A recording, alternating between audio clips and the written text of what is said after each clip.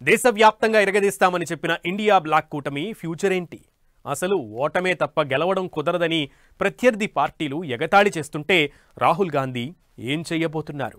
పేరుకి 36 పార్టీల కూటమే కానీ 6 రాష్ట్రాల ఎన్నికలు జరిగితే ఒక్క చోట తప్పితే అన్ని చోట్ల ఈ ప్రతిపక్షాల కూటమి ఫెయిల్ అవ్వడానికి కారణమేంటి? బీజేపీ ఎద్దేవా చేసినట్లుగా నిజంగానే రాహుల్ గాంధీనే కారణమా? ఇదే ఇప్పుడు ఢిల్లీలో వినిపిస్తున్న ప్రశ్నలు. మరి కాంగ్రెస్ అగ్రనేత ఏం చేస్తారు? కూటమి పగ్గాలు ఇతరులకు అప్పగిస్తారా?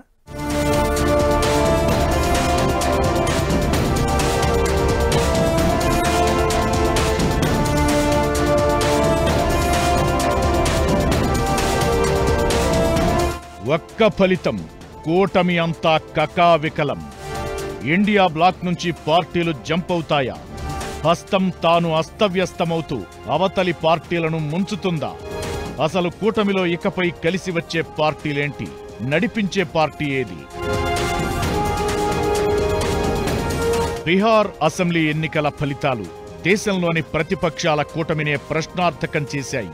ఎన్డీఏలో చేరిన ప్రతి పార్టీ అప్రతిహత విజయం సాధిస్తే ఇండియా బ్లాక్లో రాష్ట్రాల వారీగా ఏర్పాటు చేసుకున్న కూటమిలో మాత్రం ప్రతి పార్టీ పరాజయం పాలవుతున్నాయి. ఇంతకీ దీనికి కారణం ఎవరు? విజయానికి అందరూ చుట్టాలే, పరాజయం మాత్రం అనాథ అన్నట్లు ప్రతి పార్టీ ఒకదానిపై ఒకటి దుమ్మెత్తిపోసుకుంటాయి. అయితే ఈసారి మాత్రం బీహార్ రిజల్ట్ రాగానే బీజేపీ ఓ కామెంట్ చేసింది. అది కాంగ్రెస్ అగ్రనేత రాహుల్ ని టార్గెట్ చేసి మరో రాష్ట్రం ఎన్నిక, మరో పరాజయమని. నిజానికి బీహార్లో సొంతంగా కాంగ్రెస్ కి సీనేం లేదు. అయినా కూడా అక్కడి ఓటమికి కూడా రాహుల్ గాంధీనే టార్గెట్ చేశారంటే బీజేపీ పెద్దల లక్ష్యమేంటో ఈజీగానే తెలిసిపోతుంది. 2024 లోక్సభ ఎన్నికల్లో బీజేపీకి సొంతంగా మెజారిటీ రాలేదు. ప్రతిపక్ష నేతగా రాహుల్ గాంధీ ఎన్నికయ్యారు. ఒకదాని తరువాత ఒకటిగా వస్తున్న రాష్ట్రాల్లో బీజేపీ లేదంటే ఎన్డీఏ గెలుస్తూ వస్తోంది. ఈ క్రమంలో కాంగ్రెస్ ని టార్గెట్ చేసుకుంది బీజేపీ. ఆ పార్టీతో అంటకాగడమంటే అది భస్మాసుర హస్తమే అనేలా ప్రచారం చేసింది. రిజల్ట్స్ వచ్చిన రోజున కూడా ప్రధానమంత్రి మోదీ ఇదే విషయాన్ని మరోసారి చెప్పారు. ఆ పార్టీ తనతో పాటు ఇతరులను ముంచేస్తోందంటూ కాంగ్రెస్ ని ఎద్దేవా చేశారు. దానికిప్పుడు ఇతర విపక్షాలు కూడా స్వరం కలుపుతున్నాయి.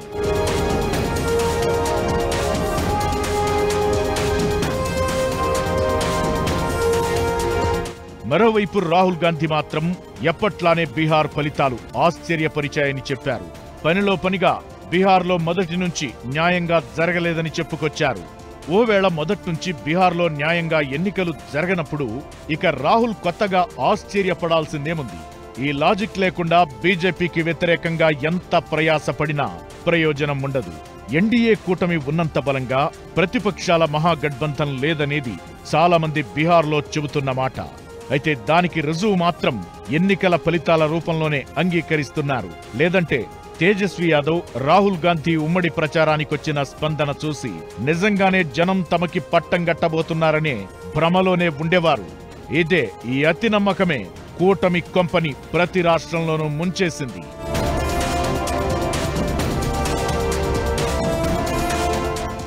ఇంత ఘోరంగా ఓడిపోతారు అనుకోలేదు. గెలుస్తామనే ప్రొపగండా చేశారు India alliance, Lalu Prasad party, Congress party.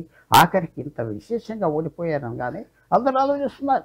ముఖ్యంగా వాళ్ళు అనేది ఏంటంటే కాంగ్రెస్ పార్టీ లీడ్ చేయలేకపోతుంది, ఏ ఎలక్షన్ వచ్చినా ఓడిపోతున్నారని. మమతా బెనర్జీ అన్నారు, అఖిలేష్ యాదవ్ మనుషులు అన్నారు, ఉద్ధవ్ ఠాకరే మనుషులు అన్నారు. అందరూ ఆ ప్రశ్న రేస్ చేస్తున్నారు, నాయకత్వం మార్చాలని.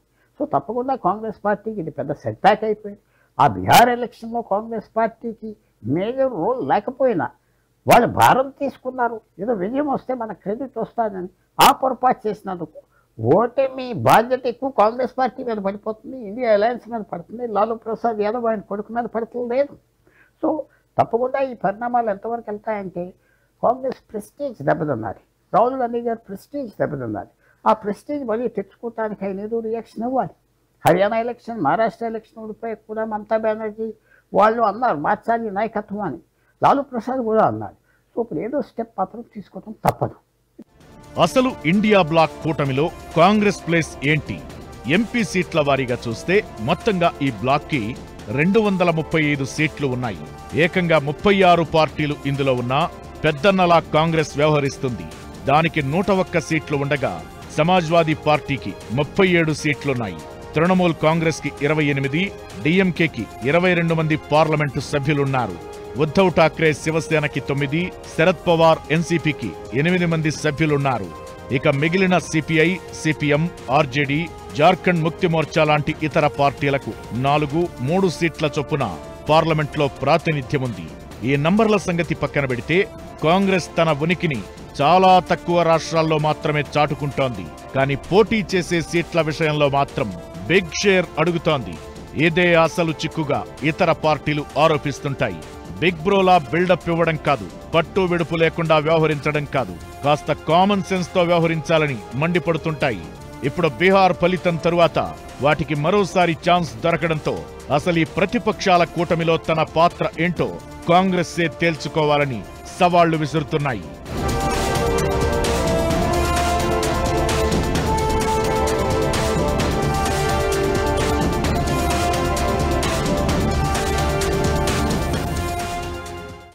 రాష్ట్రాల్లో ఎక్కడ ఎన్నిక జరిగినా వినిపించే డిమాండే ఇది.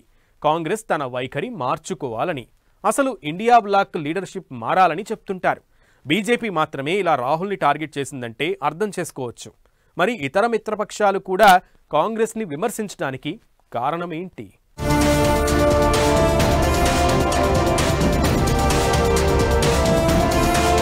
అంతా హస్తం పార్టీతోనేనా? కలిసికట్టుగా ఓడిన వేళ్లన్నీ కాంగ్రెస్ వైపే ఎందుకు? అడపాదడపా విజయాలు తప్ప వరుస ఓటములకు కారణాలు వెతకరా?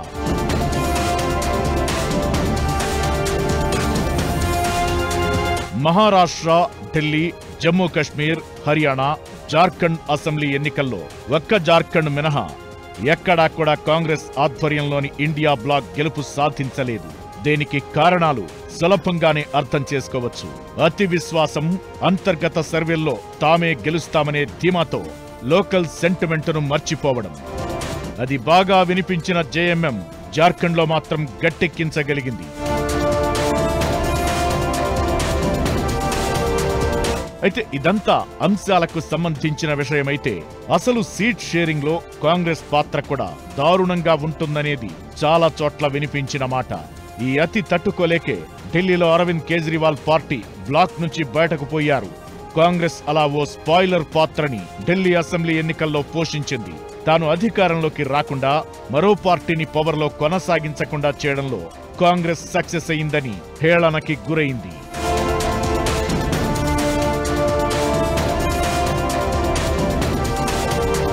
అసలు కాంగ్రెస్ అగ్రనేత రాహుల్ గాంధీ కూటమిలో తనకి ఎదురు లేకుండా ఉండాలని అనుకున్నారే తప్ప ఇలా ఎవరూ తన ఎదురు కూడా ఉండడానికి ఇష్టపడని స్థితికి జారిపోతారని ఊహించి ఉండరు. ఇప్పుడు ఇండియా బ్లాక్ లో కాంగ్రెస్ తో కలిసి వచ్చేవారెవరిని గట్టిగా అడిగితే డిఎంకే అధినేత స్టాలిన్ తప్ప ఎవరూ కనిపించరు. అది కూడా ఆయన వచ్చే ఏడాదిలో అసెంబ్లీ ఎన్నికలపైనే ఫోకస్ పెట్టారు కాబట్టి. కాంగ్రెస్ ఎత్తుకునే సమస్యలు తక్కువేం కాదు. వాటితో జనాలకు ప్రయోజనం ఉండదని కాదు, కానీ వాటిలో ఎక్కువ టైమింగ్ మిస్ అవుతుంటాయనే విమర్శ ఉంది. దేశానికి సంబంధించిన వ్యవహారాల్లో పిల్లల్లా బిహేవ్ చేయడంతో ఒక్క ఆ పార్టీకే కాదు, ఆయన అలయన్స్ పార్టీలకు చెక్కులు తెచ్చిపెడుతున్నాయంటారు. అందుకే ఇప్పుడు ఇండియా బ్లాక్ లో అసలు కాంగ్రెస్ పరిస్థితి ఏంటని, ఇంకా ఆ పార్టీతో అంట కాగడం సరైన పద్ధతి కాదని కూడా ఇండియా బ్లాక్ లో కొందరు లీడర్లు ఓ వాదన లేవనెత్తారు. ఇండియా కూటమికి నాయకత్వం వహించాలంటూ టీఎంసీ చీఫ్ మమతా బెనర్జీకి సొంత పార్టీ ఎంపీ కళ్యాణ్ బెనర్జీ సూచిస్తున్నారు. కూటమిని లీడ్ చేసే అర్హత రాహుల్ కి లేదని, అసలు భవిష్యత్ కూడా లేదనేది ఆయన పాయింట్.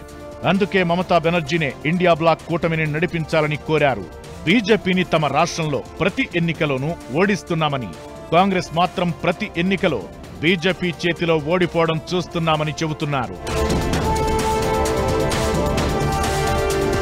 మరోవైపు కాంగ్రెస్ తరువాత సంఖ్యాపరంగా పెద్దదైన సమాజ్వాదీ పార్టీ కాంగ్రెస్ ప్లేస్ తీసుకోవడంపై పెద్దగా ఆసక్తి ఉన్నట్లు కనిపించలేదు.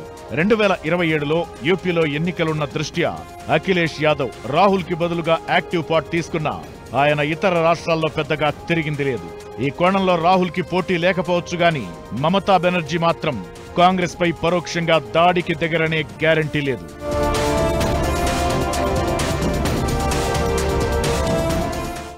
చాలా మంది ఫీల్ అవ్వేది ఏంటంటే కాంగ్రెస్ పార్టీ సరైన నాయకత్వం ఇవ్వట్లేదు. రాహుల్ గాంధీ గారి ఇమేజ్ సరిపడలేదు, మనం ఏదో మార్పు తేవాలి అని మాత్రం పెట్టిన ప్రతిపాదన. దానికి ఏదో జవాబు ఇవ్వాలి, కాంగ్రెస్ పార్టీ ఇవ్వాలి, ఇండియా అలయన్స్ మీటింగ్ పిలవాలి, దానికి ఏదో డిసైడ్ చేయాలి. చేయకపోతే ఏమొస్తుందంటే రోజు రోజు ఆ అలయన్స్ విడిపోయి చిరిగిపోయినా చాలా వీక్గా వస్తుంది. అలయన్స్ జెండా దెబ్బతింటుంది, బీజేపీకి అపోజిషన్ కూడా ఉండదు. ఇప్పుడు ఇమీడియట్గా వచ్చే రాష్ట్ర ఎలక్షన్స్లో అస్సాంలో, వెస్ట్ బెంగాల్లో, తర్వాత ఉత్తరప్రదేశ్లో ముఖ్యంగా బీజేపీ ఎక్కడైతే పవర్ఫుల్గా ఉన్నారో దాని మీద వాళ్ళందరికీ కొద్దిగా సెట్ బ్యాక్ అవ్వింది ఈ ఓటమి బీహార్లో అవటం వల్ల. తర్వాత ఈ ఇంపాక్ట్ కూడా తమిళనాడు, కేరళ మీద ఏదో బీజేపీ గెలిచేస్తామని కాదు, అక్కడ ఇండియా కూటమి మెంబర్స్ అందరికి కూడా ఏదో ఒక పెద్ద షాక్. మరికొందరు మాత్రం ఇండియా బ్లాక్ లో పెద్దన్న పాత్ర పోషించడంపై కాంగ్రెస్సే ఓ నిర్ణయం తీసుకోవాలని చెబుతున్నారు. దీంతో ప్రతిపక్షాల కూటమిలో ఐక్యత మరోసారి ప్రశ్నార్థకంగా మారింది. అంతేకాదు, అసలు ఇకపై ఈ కూటమిలో ఎన్ని పార్టీలు కలిసి ఉంటాయనేది కూడా అనుమానంగా మారింది. వచ్చే ఏడాదిలో పశ్చిమ బెంగాల్, తమిళనాడులో ఎన్నికలు ఉన్నాయి. ఈ రాష్ట్రాల్లో కాంగ్రెస్ పార్టీకి పెద్దగా సీన్ లేదు. అయినా సరే ఇక్కడ కూడా ఇలాంటి వైఖరి అనుసరిస్తే ఖచ్చితంగా ఇండియా బ్లాక్ లో చీలికలు రావడం ఖాయం. ఆ తరువాత కాంగ్రెస్ చిన్నా చితకా పార్టీలకు పెద్దన్నగా చెప్పుకుంటూ కాలం వెళ్లదీయాలే తప్ప రాజకీయంగా ప్రాధాన్యత ఉండదని హెచ్చరిస్తున్నారు.